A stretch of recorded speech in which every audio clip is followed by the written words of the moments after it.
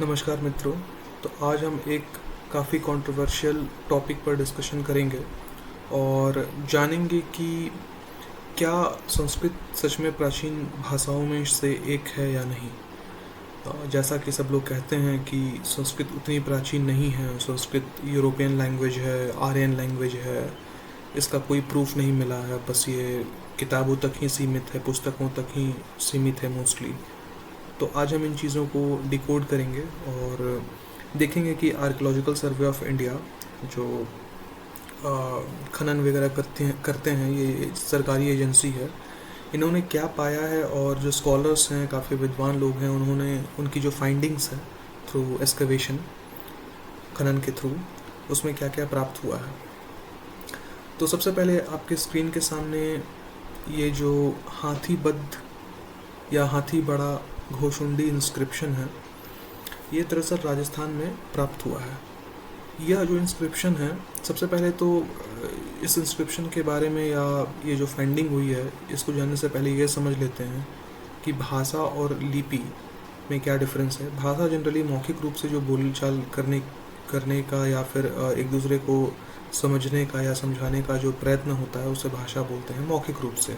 But उस मौखिक रूप को जब हम पेपर पे या फिर भोजपत्र पे या कहीं पर भी दीवारों पर, पत्थरों पर लिखते हैं, तो उसके लिए लिपि चाहिए होती है, राइटिंग सिस्टम। तो ये जो राइटिंग सिस्टम है, ये ब्राह्मी लिपि में लिखी हुई है। संस्कृत एक भाषा है मौखिक रूप से, जिसे हम बोलते हैं और भविष्य में भी बोलेंगे।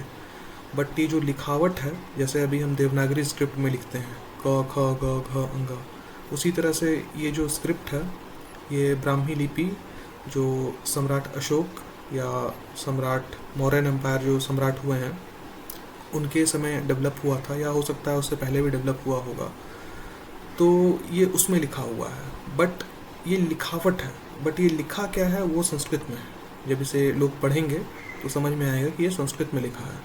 तो ये हाथी बड़ा और घोशुंडी जो राजस्थान में एक जगह है, वहाँ से कुछ इंस्क्रिप्शंस प्राप्त हुए थे। इस तरह से 2-3 इंस्क्रिप्शंस थे।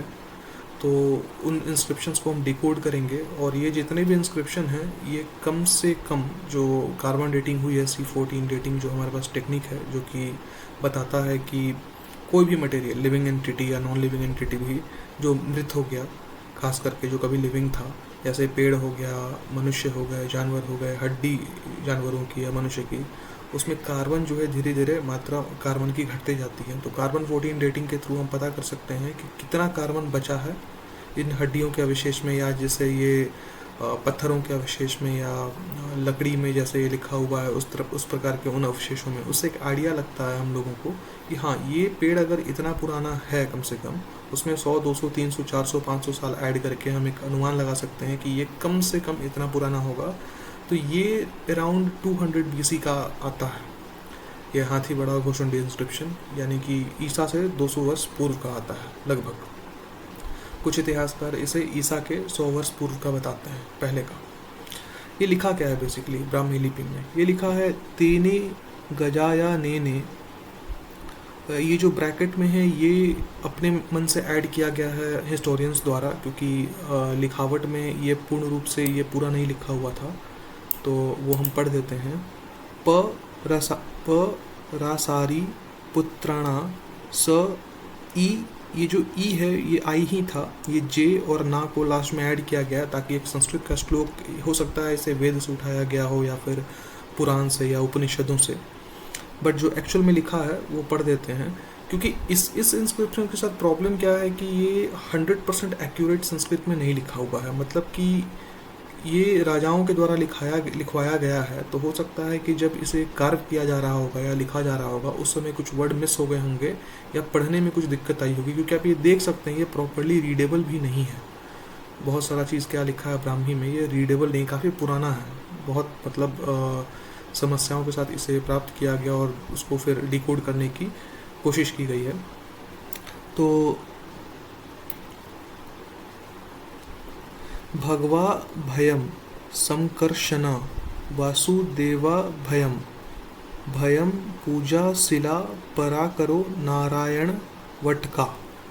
मतलब ये बेसिकली क्या है ना कि जब इसको डिकोड किया गया और कुछ श्लोकों से मिलाया गया, या जो संस्कृत के विद्वान हैं जब उन्होंने देखा, जो स्कॉलर्स हैं संस्कृत के जो जानते हैं, अब जैसे सपोज एक एग्जांपल लेते हैं, अब जैसे सपोज किसी का नाम है, जैसे भगवान भगवान का ही नाम लिखते हैं, सपोज ये नारायण है, और आज हम इसको एक पत्थर की शिला पर लिखवाते हैं नारायण। अब सपोज नारायण लिखते समय एक ए मिस हो गया, तो नारायण इस प्रकार से आया। तो जो संस्कृत स्कॉलर हैं वो जानते हैं, उनके पास उन्होंने उतना स्टडी किया रहता है कि वो बता सकते हैं कि इन 2-3 जब वर्ड्स मिलते हैं, जैसे अब जैसे इस प्रकार का वर्ड मिला, तो इससे साफ साफ पता चल रहा है कि हाँ ए मिसिंग है। जो संस्कृत के स्कॉलर हैं उन्होंने इसी प्रकार से इसके विषय में बताया है कि इसमें ये मिसिंग है या इस प्रकार से हो सकता है। तो जब यहाँ ए पुट करते हैं तो ये सेंटेंस फुल हो जाता है, नारायण विष्णु इस प्रकार से। ठीक है, तो ये कुछ उसी प्रकार का है। और एक और फ्रैगमेंट था बट वो मिला नहीं प्रॉपरली हम लोगों को, वो मिसिंग था, वो उसका जो पिक्चर है वो अवेलेबल नहीं है। और ये फ्रैगमेंट नंबर 3 है। तो ये दोनों अलग अलग जगहों से प्राप्त हुआ है, एक हाथीपड़ा से प्राप्त हुआ है, एक घोशुंडी से प्राप्त हुआ है राजस्थान में, चित्तौड़गढ़ के पास ये 2 गांव हैं। और जो फ्रैगमेंट 3 है ये उसका पिक्चर है ये, और उसमें भी सेम ही चीज़ वर्णन है बट ये काफ़ी टूटा हुआ है। जैसे आप देखें ये वट ज यन, तो गजायने इसको फिर ऐड किया गया संस्कृत स्कॉलरों के द्वारा। फिर जो और भी बहुत सारे शब्द हैं, तो ये काफ़ी टूटा हुआ, पढ़ने में नहीं आ रहा था, तो किसी प्रकार से इसे डिकोड किया गया। जैसे ये व सुदेव बस इतना लिखा हुआ है यहाँ पे, सपोज संकर्षण या सपोज नारायण वटिका, तो ये वट खाली लिखा हुआ था यहाँ पर, बट ये जो इंस्क्रिप्शन है इसमें नारायण वट का लिखा हुआ है, बट इसमें कुछ भी नहीं था, ये सब ब्रैकेट्स में आप देख सकते हैं। तो इससे पता चला कि दोनों सेम ही चीज़ है। और इसमें बेसिकली बताया क्या जा रहा है, इसमें बताया जा रहा है कि एक राजा थे जिन्होंने एक भगवान संकर्षण यानी कि जो बलराम भगवान है ये संकर्षण, और वसुदेव यानी कि जो श्री कृष्ण भगवान है, उनके लिए उनके पूजा के लिए शिला परा करो, शिला यानी कि अर्थात पत्थर की कुछ शिलाएं बनाई होंगी, पूजा स्थल बनाए होंगे जिसका नाम नारायण वाटिका रखा उन्होंने। तो ये आई मिसिंग है यहाँ पर ब्राह्मी में। और उस समय कुछ इस प्रकार का था कि चूँकि प्राकृत ब्राह्मी राइटिंग सिस्टम ये सब डेवलप ही हुई थी, और प्राकृत तो भाषा है खैर, तो उसे अपभ्रंश भाषा कहा गया कि जो अपर क्लास लोग थे, खास करके ब्राह्मण जो क्लास था, उनके पास एक्चुअल ज्ञान था, प्रॉपर संस्कृत वैदिक संस्कृत का ज्ञान था, तो वो उस समय वो अपने भाषा के प्रयोग में लाते थे, बट जो अन्य लोग थे उनके लिए ये नहीं था। उस समय कुछ रहा होगा, जैसा कि लोग बोलते हैं कि नहीं बोलने दिया जाता था या प्रॉब्लम किया जाता था, जो भी होगा उतना हिस्टोरिकल डीप में हमें नहीं जाना है, बट जो एविडेंस फिलहाल मिल रहे हैं उस पर हम लोग को ज़्यादा फोकस करना है। आगे चलते हैं। तो ये एक इंस्क्रिप्शन रहा। दूसरा इंस्क्रिप्शन जो हम लोगों को मिला है, ये coin of Agathocles with Hindu deities. ये क्या है कि ये ग्रीक में जो रोमन गॉड है हरक्यूलिस, ये सब आपने नाम सुना होगा, ग्रीस में ये 2 कॉइन्स मिले हैं, काफ़ी पुराने कॉइन्स हैं, ये अराउंड ये भी 200 BC के आसपास के हैं। इन 2 कॉइन्स में हम देख सकते हैं ये भगवान संकर्षण है और ये भगवान कृष्ण है। इसका पता कैसे चला कि ये ब्राह्मी लिपि में लिखा हुआ है और ये ग्रीक में लिखा हुआ है, ग्रीक लैंग्वेज में, ग्रीक वर्ड्स के थ्रू।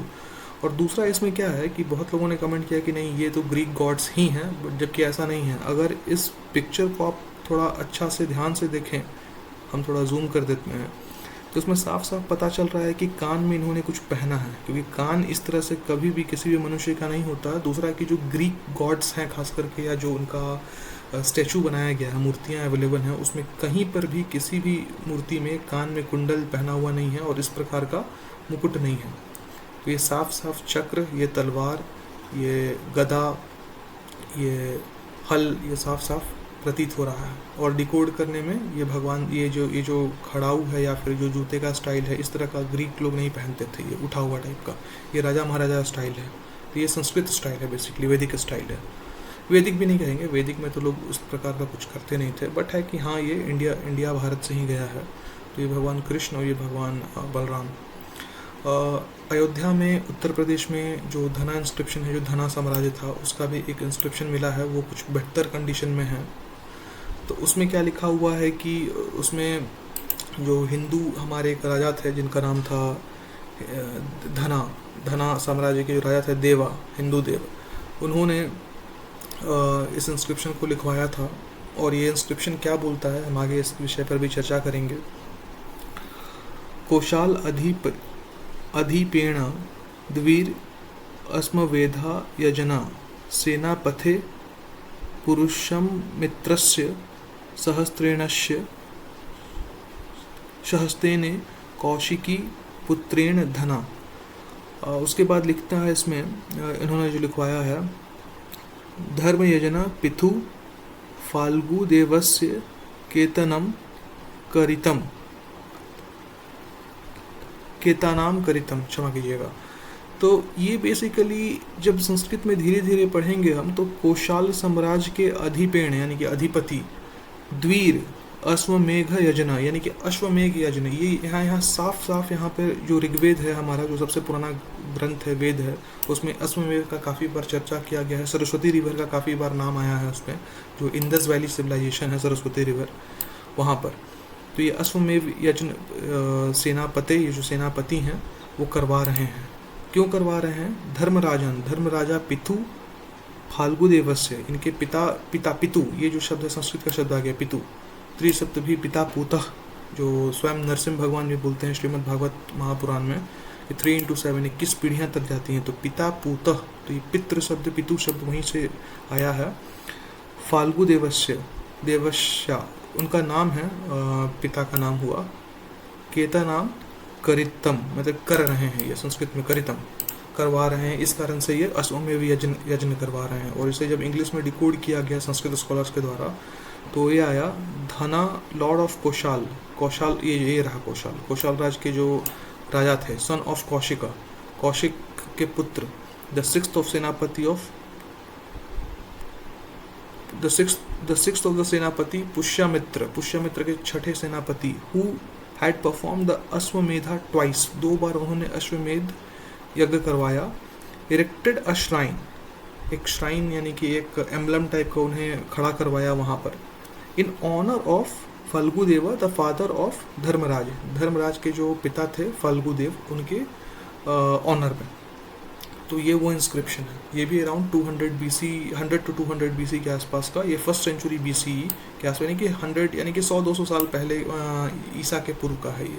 तो इतना पुराना संस्कृत है कम से कम जो अभी हमें मिला है। अच्छा, इसमें सोचने वाला एक विषय यह है कि हम ये नहीं बोल सकते हैं कि ये तो मिला है 100 वर्ष पूर्व ईसा पूर्व, यानी कि 2100 साल आज से पहले का। इसका मतलब है कि संस्कृत जो भाषा है ये काफ़ी प्राचीन है, तभी तो आज हम इतना स्पष्ट रूप में हमें ये देखने को मिल रहा है। ऐसे हिंदी हम बोलते हैं, हम ये थोड़ी ना बोलते हैं कि हिंदी आज ही डेवलप की, आज ही स्टार्ट कर दिए बोलना। ये तो काफ़ी समय से चलता आया है। हिंदी भी अराउंड 500 साल करीब पुराना बोला जाता है। संस्कृताइज्ड हिंदी तो काफ़ी और प्राचीन है। तो ये इससे साफ पता चल रहा है कि अगर 2100 ईसा पूर्व में इन्होंने लिखवाया है, जब लिखने की हमारे पास लिपि आ चुकी थी, स्टाइल आ चुका था लिखने का, इसका मतलब है कि जो मौखिक रूप से बोला जाता था वो तो काफ़ी प्राचीन है।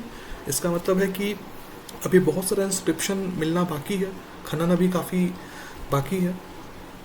इससे ये एक आइडिया लगता है। इस प्रकार से हिस्टोरियंस अपना काम करते हैं और ये नॉर्मल सोचने का विषय है। हम ये नहीं बोल सकते हैं कि हिंदी हम आज ही डेवलप किया, आज ही बोलना स्टार्ट कर दी हिंदी या कोई अन्य भाषा को। ये बहुत समय से चलता आ रहा है, बोला जाता आ रहा है। काफ़ी त्रुटियां थी, उन्हें सुधारा गया था। फाइनली आज शुद्ध संस्कृताइज्ड हिंदी हम बोलते हैं। आजकल तो खैर पारसी वारसी काफ़ी मिक्स्ड है, तो वो शुद्ध हिंदी नहीं है, बट एक्चुअल संस्कृताइज्ड हिंदी जो है वो आज बोला जाता है। बहुत लोग बोलते भी हैं, चर्चा करते हैं, वर्णन करते हैं मौखिक रूप से। तो ये वह है। अब आगे चलते हैं। यवन राजन इंस्क्रिप्शन, ये भी एक इंस्क्रिप्शन है जो कि मथुरा से प्राप्त हुआ है हमें बेसिकली। ये the Yavana Rajan inscription also called as Maghera well stone inscription. ये मगहेरा का वेल स्टोन इंस्क्रिप्शन, मतलब कि जो वेल मतलब कि जो इंडा जिसे बोलते हैं देहाती भाषा में, या कुआं जिसे बोलते हैं, उसका ये इंस्क्रिप्शन है। Was discovered in the village of Maghera 17 kilometres north of Mathura.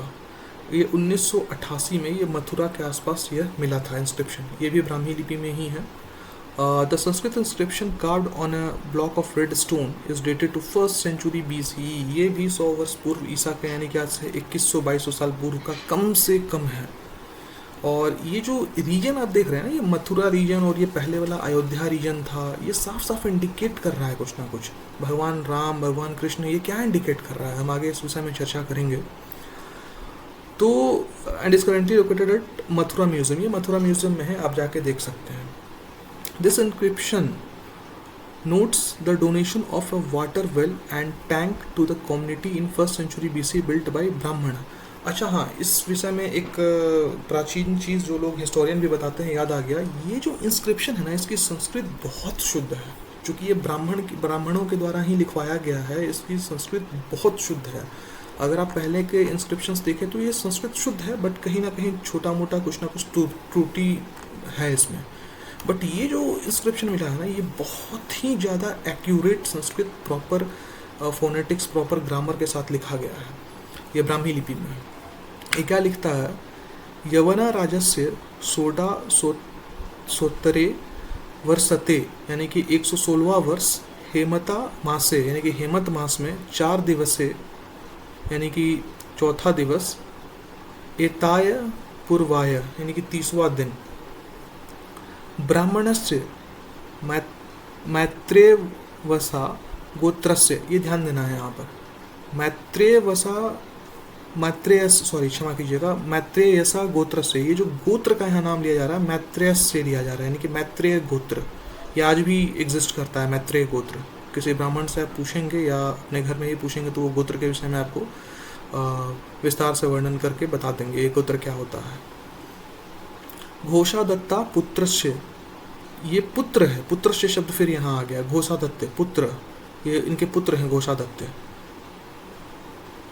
सार्थावहास्य वीरा, ये सार्थावहास्य, यानी कि ये भी एक पुत्र का नाम हुआ इनका, ये आगे पढ़ेंगे संस्कृत में है। उसके बाद वीरा बालस्य, यानी कि वीर बालस्य, ये प्रॉपर संस्कृत में है, उनका नाम है। मथुरा होगानिया, यानी कि मथुरा, ये जो शब्द है ना मथुरा, ये मात्रा, मथुरा, मातृ, माँ, ये इन शब्दों से मिलता है, तो इससे डिकोड ये हुआ, संस्कृत स्कॉलर ने कहा कि ये एक सिनोनिम है माँ का। तो मातुरा होगानिया, यानी कि होगानिया उनकी माँ का नाम है, उदापनी। उसके आगे इसमें क्या लिखा है, इनकी माँ, यानी कि ये पुत्र हो गए, इस गोत्र के ब्राह्मण हैं, ये ब्राह्मण से साफ साफ ये इंडिकेट करा है, ये ब्राह्मण है, इस गोत्र के हैं, इनका इसके पुत्र हैं, यानी कि घोषदत्ता के पुत्र से, घोषदत्ता पुत्र से, यानी घोषदत्त इनके पिता का नाम है। क्योंकि माँ के नाम से जनरली हम लोग डिनोट नहीं करते थे पास्ट में, माँ के नाम से भी होता था बट कम होता था, जनरली लोग अपने पिता दादा का ही नाम लेते थे। तो इनके पुत्र हैं, इनका नाम ये हुआ, और भी इनके कुछ पुत्र हैं, और इनकी माँ का नाम ये हुआ, होगान्या, उडापानी। उसके आगे क्या लिखा जाता है इसमें, पुष्करणी सह, यानी कि पुष्करणी, ये एक और उनका बेटा या बेटी का नाम है, पुष्करणी सह, सह मतलब साथ में, सह पुत्रेण वीर बालेण वधुवे, ये साफ इंडिकेट कर रहा है, पुत्रेण, ये पुत्र जो हैं वीर बालेन, यानी कि किस, इनके पुत्र, वीर बालेन किनके पुत्र हैं, यहाँ जो वीर बालेन आया है ये घोषादत्त के पुत्र हुए। वधुए, वधु यानी कि वाइफ, यानी कि बहू, इसकी बहू, यानी कि वीर बालेन, यानी कि शादीशुदा मनुष्य है ये, इनका विवाह हो चुका है। इनकी वधु का नाम क्या है, भागुर्य, भागुर्य या संस्कृत में से भागुरी भी बोलते हैं, उनकी वधु का नाम है पुत्रे ही। ठीक है, तो ये जो वीरभद्र की बहू हुए और पुत्रे ही, अच्छा पुत्रे ही का अर्थ क्या होता है, इसकी बहू हो गई, यानी कि वीर बालन की ये बहू हो गई। पुत्रे ही का अर्थ होता है पोता, कौन कौन पोता, च पुत्रे ही च, यानी कि और पुत्रे ही, उनके पुत्र ही कौन कौन है, तो सुरादत्तेन, सुरादत्तेन एक हुआ, फिर ऋषभ अदेवेन, ऋषभ अदवेन, वीरादत्तेन च पुण्यम वद्रुतः, यानी कि पुण्य कार्य के लिए इन्होंने ये वेल को जो है, ये जो यहाँ पे उड़ा पानी आया है वेल जो है, इन्होंने डोनेट किया है या उनका है ये वेल, इस तरीके से उन्होंने ब्राह्मी में लिखवाया है। और ये बहुत स्पष्ट संस्कृत है, बहुत एक्यूरेट संस्कृत। इससे साफ ये भी पता चल रहा है कि ब्राह्मणों के पास संस्कृत का सच में बहुत एक्यूरेट नॉलेज था। यानी कि जो मौखिक रूप से हम इतना सुनते आए हैं कि ब्राह्मण ब्राह्मण ब्राह्मण ये सर्वश्रेष्ठ हैं, इनके पास प्रॉपर नॉलेज था, ये सत्य है, ये 100% सत्य है, क्योंकि ये संस्कृत का इंस्क्रिप्शन साफ साफ प्रूफ कर दे रहा है, ये बहुत एक्यूरेटली मिला है। ये भी 21-22 साल पुराना है। इंग्लिश ट्रांसलेशन क्या है इसका, वो आगे पढ़ लेते हैं। इन द 116 ईयर ऑफ यवन रूल, यानी कि यवन जब रूल करते थे, जैसे हम बोलते हैं ना श्री राम भगवान का था तो अयोध्या का वो रूल करते थे, तो इक्ष्वाकु वंश के थे, या फिर कृष्ण भगवान का था, तो उसी तरह यवन रूल जब था तो उसका 116वां साल। ये देखिए, इससे क्या पता चलता है ना, कई बार जब हम लोग एस्ट्रोलॉजी का एनालिसिस करते हैं तो इससे बहुत सारा हिंट मिल जाता है, ये एक्यूरेटली बता सकते हैं हम लोग। जैसे कि अब एस्ट्रोलॉजी में बहुत सारा वर्णन आता है कि फलाना ग्रह फलाना समय पर था ऐसा, तो जब एस्ट्रोलॉजी को हम डिकोड करते हैं मैथमेटिकल रूल्स के थ्रू तो हमें पता चल जाता है कि ये किन वर्षों में था। जैसे कि अब सूर्य ग्रहण लगना है तो सूर्य ग्रहण हर समय तो नहीं लगता है, 10 साल 20 साल 30 साल 50 साल में एक बार लगता है, तो उससे एक आइडिया लग जाता है ये किस समय का बात चल रहा है। कैसे पता चला हम लोगों को बताते हैं। एक तो कार्बन डेटिंग से पता चल गया कि ये 100 ईसा पूर्व यानी कि 2100 साल पहले का है। अब ये बता रहा है 116 ईयर ऑफ यवन रूल, तो जब इसको डिकोड करेंगे ना, यवन कब रूल करते थे यानी कि 2100 साल पहले, उस समय का एस्ट्रोलॉजिकल कन्फिग्रेशन क्या था ग्रहों का, ग्रह कहाँ कहाँ पर थे, तो उससे एक आइडिया लग जाता है। उससे एक आइडिया ये लग जाता है कि उस समय ऐसा कुछ हुआ होगा, इस समय, यानी कि ये एक्यूरेटली हम बता सकते हैं कि ये इतना समय पे था, क्योंकि प्लैनेट्स अपने पोजीशन नहीं चेंज करते हैं, वो 1 सेकंड भी डिले नहीं करते हैं बिना मतलब का, ठीक है। 4 month of winter on the 30th day, यानी कि 30वां दिन, बिलोंगिंग टू ब्राह्मण ऑफ मैत्रेय गोत्र, ये मैत्रेय गोत्र के जो ब्राह्मण हैं, सन ऑफ घोषदत्ता, जैसा कि वहाँ संस्कृत में पढ़े थे, साफ साफ था, मैत्रेयस्य गोत्रस्य घोषदत्ता पुत्र हैं, विथ सन्स, ये इनके बेटे हैं, माँ होगानिया, माँ का नाम होगानिया, ये संस्कृत में कुछ होगा, dedicates a well and a pond, ये डेडिकेट कर, वो उनका है, डेडिकेटेड है उनका। May the merit increase with sons, ये जो मेरिट इंक्रीज की बात है ना, ये पुण्यम वृद्धतु, यानी कि वृद्ध हो, आगे हो, बढ़े, मतलब और बढ़े, वृद्धतु, पुण्यम वृद्धतु, ये संस्कृत का साफ साफ डिकोडेड शब्द है, पुण्यम, पुण्य। आज भी हम लोग वृद्धि हो, जिसे हम चर्चा में कई बार बोलते हैं ना, वृद्धि हो, संपत्ति में वृद्धि हो, उसी तरह पुण्य वृद्धि हो। तो मे देयर मेरिट इंक्रीज विथ सन, इनके पुत्र का नाम हुआ, डॉटर इन लॉ भागुरी, जो हमने यहाँ पढ़ा था, वीर बालेन, वधु जो है उनकी, और ग्रैंड सन्स, ये जो बार बार शब्द आ रहा है यहाँ पे, पुत्रे ही,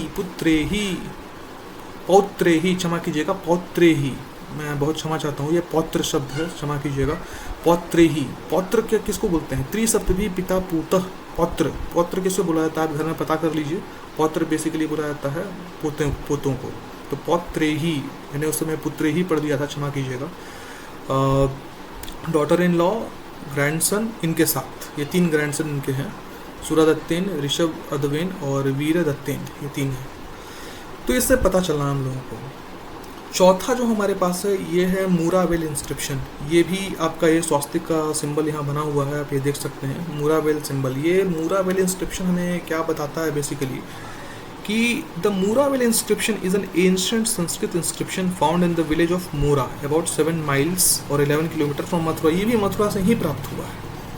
it is notably for its early mention of pratima, उस समय जो प्रतिमाएं बनती थी, मूर्तियां बनती थी, ऐसा कहा जाता है कि सतयुग में मेडिटेशन के द्वारा, जप तप के द्वारा, तपस्या करने के द्वारा मोक्ष मिलता था, हजारों साल तपस्या करनी पड़ती थी।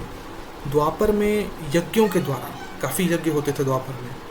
त्रेता में मूर्ति पूजन द्वारा, इसलिए ये मेंशन्ड भी है, notable in early mention as pratima, मूर्ति पूजन के द्वारा, उसे हम आज भी कंटिन्यू कर रहे हैं, ऐसा नहीं है। और कलयुग में हरिनाम, बस नाम लेना है, भले ही मंदिर हो नहीं हो कोई फर्क नहीं पड़ता है, बस आप नहा धोवा के अच्छे से हरिनाम लें, मोक्ष की प्राप्ति होगी। स्टोन टेम्पल एंड पंचवीरास, तो पढ़ते हैं क्या इसमें लिखा हुआ है। संस्कृत में ये फिर से ब्राह्मी लिपि है, तो इसे संस्कृत में डिकोड किया गया स्कॉलर्स के द्वारा। वो लिखते हैं कि महत सत्रापासा रामू, क्षमा कीजिएगा, हम दोबारा पढ़ देते हैं, ये संस्कृत में क्या लिखा हुआ है इसको हम लोग पढ़ते हैं। महत सत्रापासा रामजू वूलासा पुत्रसा स्वामी भगवतम वृष्णीना पंचावीरानप प्रतिमा सा शैला देवग्रह। ये जो ब्रैकेट में है ये नहीं है, ये अलग से ऐड किया गया है संस्कृत स्कॉलर्स द्वारा। तो शैला देवग्रह या तोसया सालिमा श्रीमद ग्रहम अतुलम उदया उद्धदा समाधरा। उसके बाद आर्च देशम शैलम पंचा जवालता इव परमा वापुषा। इसका एग्जैक्ट मीनिंग हमको भी नहीं पता है, देखते हैं संस्कृत में संस्कृत स्कॉलर्स ने क्या डिकोड किया है। वो कहते हैं son of Mahak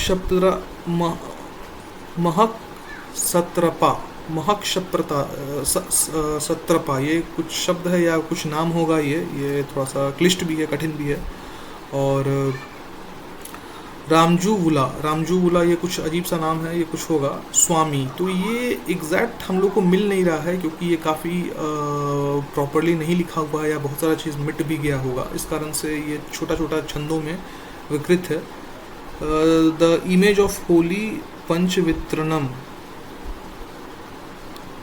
पंचवीरणम of the Vrishni the stone shrine whom the magnificent matchless stone house of Tosa was erected and maintained. 5 objects of adoration made of stone, radiant as it were the highest beauty. ये कुछ बताया जा रहा है कि 5 मूर्तियाँ इस तरह से खड़ी की गई थी। इरेक्टेड ये लिखा है, टोसा वाज इरेक्टेड एंड मेंटेन, वो मेंटेन किया जाता है, कुछ है ये प्रॉपरली अभी हमें नहीं मिल पाया है। इसके विषय में अभी चर्चा स्कॉलर्स कर रहे हैं, डिकोड करने की पूर्णतः चेष्टा में है। बट ये यही होता है जब हमें आर्टिफैक्ट्स मिलते हैं हिस्टोरिकली काफ़ी पुराने, बहुत पुराने, 2000 3000 4000 साल पुराने, तो उसमें यही प्रॉब्लम आता है, काफ़ी कुछ मिट चुका होता है। तो ये बहुत मतलब सोच समझ के तरीके से वैदिक एनालिसिस करके उपनिषद, पुराण या फिर जो भाष्य लिखे गए हैं उनके मोस्टली तो वैदिक एनालिसिस ही करना पड़ता है क्योंकि वेद ही बहुत पुराने हैं। क्योंकि सरस्वती, अच्छा वेद पुराने कैसे हैं इसका पता कैसे चला? क्योंकि एविडेंस तो फिजिकल कुछ है नहीं कि वेद इतना पुराना है। तो वेद इसलिए पता चल रहा है ना पुराना है क्योंकि आप जरा सोचिए, एक एग्जांपल देते हैं। सपोज गंगा नदी है। अब ये जो गंगा नदी है इस विषय में आप कैसे जानते हैं? यमुना नदी है, इस विषय में आप कैसे जानते हैं? गोदावरी नदी है, इस विषय में आप कैसे जानते हैं? क्योंकि एग्जिस्ट करती है ये नदियाँ भी। बट नदियाँ अगर सूख जाएं, एग्जिस्ट ही ना करें, सपोज 5000 साल पहले कुछ इंडस वैली सिविलाइजेशन था, आपको पता है क्या? आपको नहीं पता है। आपको पता कैसे चला? जब खनन हुआ वहाँ पे, आर्कियोलॉजिकल सर्वे की टीम गई वहाँ पर, डिकोड करके उन्होंने खोद करके निकाला। अब अगर गंगा नदी किसी कारण से सूख जाए, सपोज फॉर एग्जांपल ले रहे हैं, किसी भी कारण से सूख जाए, तो आप क्या करेंगे? उसका वर्णन करेंगे क्या? कभी नहीं। किसी भी ग्रंथ में वर्णन नहीं कर सकते हैं। अपने मन से कोई XYZ रिवर का नाम बना के ग्रंथ बना दीजिए, कोई मानेगा ही नहीं। चूँकि हमें साइंटिफिक प्रूफ मिल गया कि सरस्वती नदी सूख गई है, एक नदी थी वहाँ पर, नासा की टीम, इसरो की टीम, उन्होंने सैटेलाइट इमेजेस भी लिया, देखा कि हाँ ये सरस्वती, यहाँ कोई नदी थी जो बहती थी। अब पता कैसे चला? पत्थर गोल गोल होते हैं, नदियों के पत्थर आप देखिएगा गोल गोल होते हैं, ऐसे पत्थर मिले और भी बहुत सारा फिजिकल एविडेंस मिल गया कि यहाँ एक रूट था नदी का, या कुछ कई बार तो लोगों को अंदर भी मिला है नदी की, मतलब ज़मीन के अंदर पतला सा कुछ फ्लो जैसा बह रहा है, उससे एक आइडिया लग गया कि ये नदी था। और जब ऋग्वेद के टेक्स्ट से मिलाया गया कि यहाँ ऐसे नदी को इस तरह से समुद्र में मिल गया, उस तरह से ये हो गया, फलाना फलाना, तो पता चला कि ये सरस्वती रिवर का यहाँ पे चर्चा किया जा रहा है, जो कि आज से करीब करीब 4000 साल पहले सूख गई थी, 3 से 4000 साल पहले। इसलिए आप देखिएगा कि 3-4000 साल पहले इंडस वैली सिविलाइजेशन ख़त्म हो गया था, या ऑलमोस्ट ख़त्म हो गया था, पूरा तो नहीं बोलेंगे लेकिन ऑलमोस्ट ख़त्म हो गया था। क्योंकि जब नदियाँ सूख जाती थी तो लोग माइग्रेट करते थे, दूसरा कहाँ चला जाए। इससे प्रूफ क्या होता है कि जब सरस्वती नदी का बार बार चर्चा आ रहा है ऋग्वेद में, इसका मतलब है कि ऐसा समय रहा होगा जब वहाँ पे लोग होंगे जिन्होंने उन नदियों को देखा होगा, नहाए धोए होंगे, जल ग्रहण किया होगा, खाना बनाते होंगे। तो इससे पता चलता है कि ऋग्वेद बहुत पुराना है, क्योंकि कहा जाता है कि 4000 साल पहले ही सरस्वती नदी थी। कब से थी इसका कोई आंसर नहीं है। हो सकता है 5000 साल पूर्व से हो सकता है 10,000 वर्ष पूर्व से हो। तो इससे पता चलता है ऋग्वेद काफ़ी पुराना है, इसलिए हम उसे अपना सैक्रेड टेक्स्ट मानते हैं, काफ़ी पवित्र पायस टेक्स्ट मानते हैं और उससे बहुत सारा हम लोग को इन्फॉर्मेशन मिलता है। तो ये मुरावेल इंस्क्रिप्शन का था। आगे चलते हैं अब ये है वसु डोरजम इंस्क्रिप्शन। तो ये वसु डोरजम इंस्क्रिप्शन जो है ये भी मथुरा के पास ही प्राप्त हुआ है। ये क्या बोलता है, the Vasu doorjamb inscription is an early 1st century CE Sanskrit inscription in Brahmi script dedicated to deity Vasudeva. Vasudeva कौन है? कृष्ण भगवान है। Related to Vaishnavism tradition of Hinduism, it is also one of the several dedicatory inscriptions from Mathura.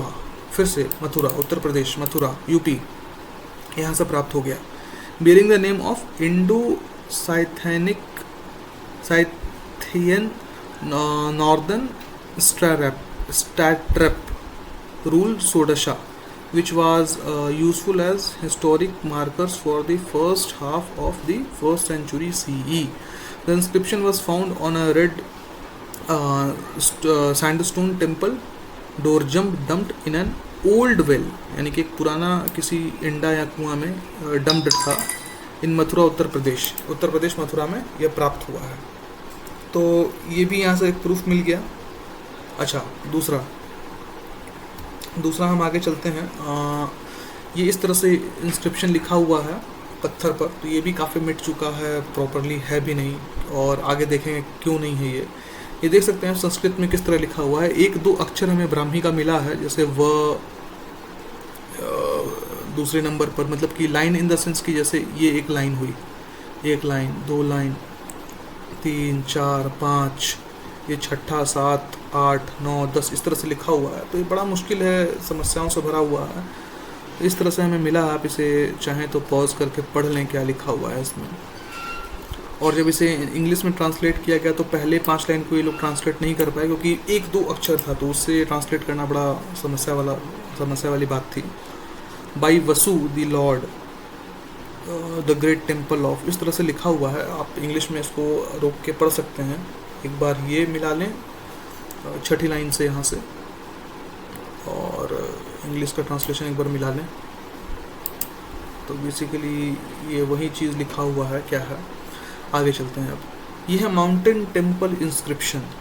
ये हम लोग को ये भी मथुरा से ही प्राप्त हुआ है, माउंटेन टेम्पल इंस्क्रिप्शन। ये क्या बोलता है, the mountain temple inscription was found near Mathura India.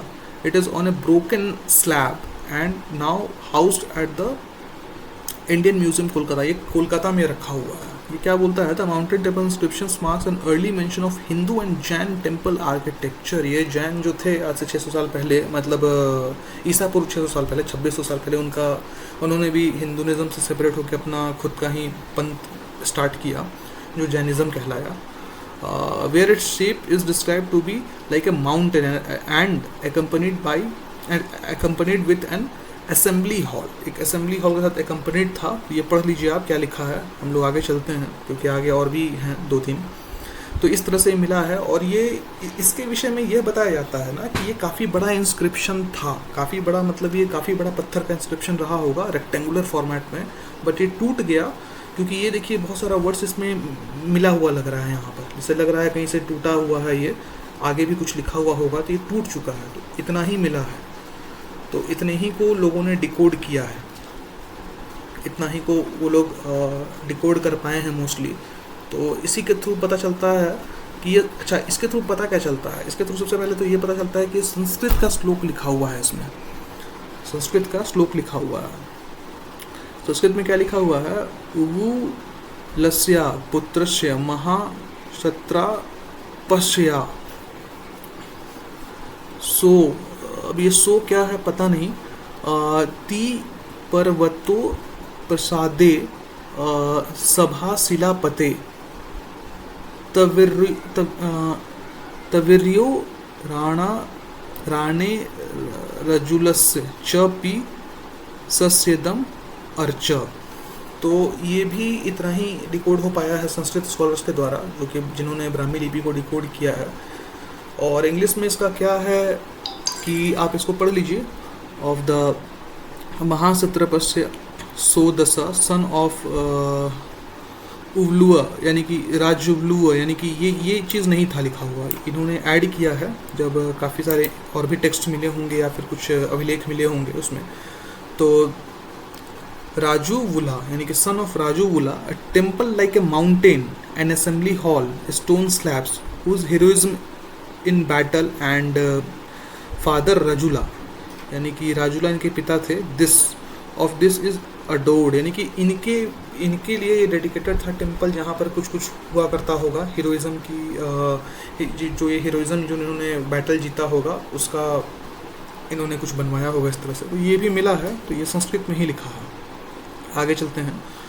Junagadh, ये काफ़ी पॉपुलर है, जिसे रुद्र दमन भी बोलते हैं, रुद्र दमन रॉक इंस्क्रिप्शन या जूनागढ़ रॉक इंस्क्रिप्शन। तो ये मिला है, इसमें भी काफ़ी सारा चीज़ आया है अशोक के बारे में जिन्होंने लिखवाया था। रॉक एडिक्ट है, ये 150 सी के आसपास का है, मतलब कि ईसा के बाद का है, लगभग उन्हीं एरियाज का है। तो इसको आप जूम करके देख सकते हैं, आपको ये ऑनलाइन भी मिल जाएगा। जब आप ये लिखेंगे जूनागढ़ रॉक इंस्क्रिप्शन तो ये आपको मिल जाएगा। आगे चलते हैं।